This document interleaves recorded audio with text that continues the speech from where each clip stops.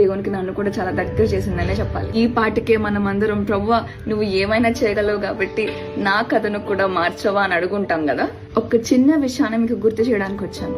మీరు ఒకసారి ఆలోచించండి, మన జీవితంలో అన్ని సాఫీగా సాగిపోతా ఉంటే అసలు దేవుడు మన కథ మార్చాల్సిన అవసరం ఏముంటుంది చెప్పండి. మన కథ నిజంగా మార్చబడాలి అంటే ముందు మన కథ అడ్డం తిరగాలి కదా. అంత పెద్ద ప్రవక్త అయిన సమూయేలుకు తల్లిగా హన్నా జీవిత కథను దేవుడు తిరగరాశాడు. కానీ దానికన్నా ముందుగా ఎల్కానా భార్యగా సాఫీగా సాగిపోతున్న తన జీవితంలో గోడ్రాలు అనే ముద్ర ఆమెకు పడినప్పుడు తన కథ అడ్డం తిరిగిపోయింది కదా.